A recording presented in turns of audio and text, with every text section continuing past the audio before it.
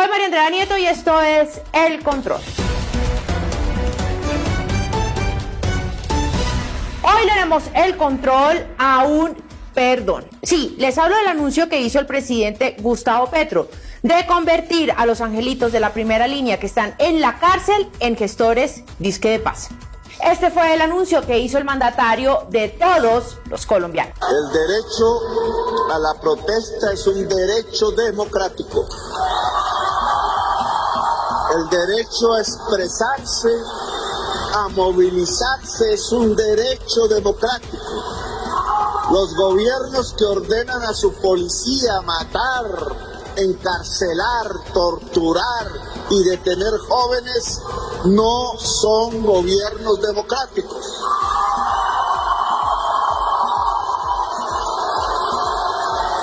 Y este es el gobierno del cambio. Este lugar donde el miedo cundió y se llenó, el espacio del temor debe ser redignificado. Aquí anuncio que centenares de jóvenes detenidos por participar en protesta serán declarados gestores de paz antes de Nochebuena en Colombia. Eso que Estado de Derecho, ni que respeto por la independencia de la justicia, ni por las órdenes de los jueces de la República, ni qué diablos.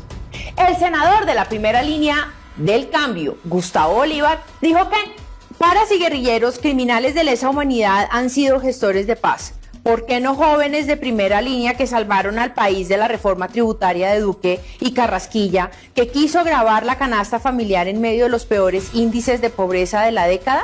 Recordemos que en el proyecto de ley de paz total había unos artículos que le otorgaba al presidente de la República la facultad de perdonar, indultar o amnistiar a los integrantes de la primera línea. Pero estos artículos finalmente fueron retirados por el propio gobierno y así evitar el rechazo que había generado. Pero ahora vuelve la burra al trigo y el debate de nuevo se desató. Esto dijo el senador de Cambio Radical, David Luna. Claro que existe el derecho a la protesta, lo que no existe es el derecho a torturar ciudadanos o a destruir el país. Presidente Gustavo Petro, usted intentó tramitar este mico en el Congreso y lo derrotamos en democracia. ¿Ahora va a pasar por encima de la institucionalidad? Esto dijo el senador del Centro Democrático, Miguel Uribe.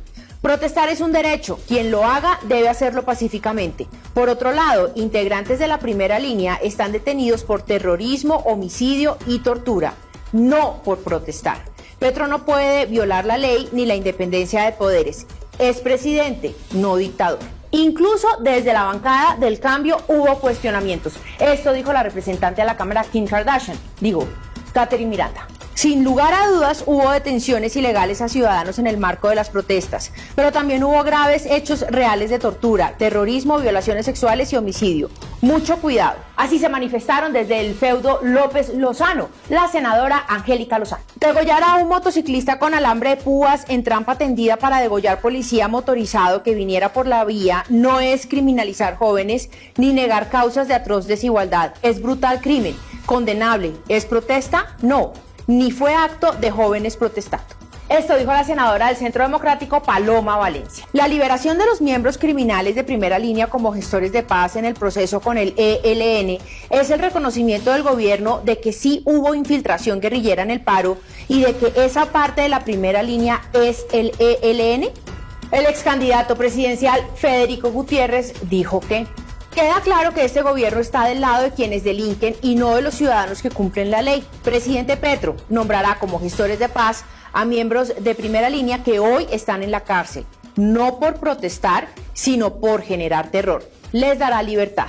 ¿Qué inconveniente podría tener el presidente Petro para poder sacar de la cárcel a estos criminales? Ninguno. De hecho, ya nombró como gestora de paz a alias Violeta, la mujer que puso una bomba en el centro comercial andino de Bogotá y que mató a 3 personas. Estará en la lista de gestores de paz alias 19 que está en la cárcel por cuenta de asesinar y torturar ciudadanos. El representante a la Cámara del Centro Democrático, Hernán Cadavid, dijo que demandará la medida del gobierno nacional. El presidente de la República acaba de anunciar que beneficiará con la figura de gestores de paz a los miembros de la primera línea y varias cosas frente a eso. Primero, es ilegítimo e ilegal que el presidente defina hacer eso. Segundo, no fue un gobierno el que llevó a la cárcel a los miembros de la primera línea, fue un fiscal ante un juez de la República.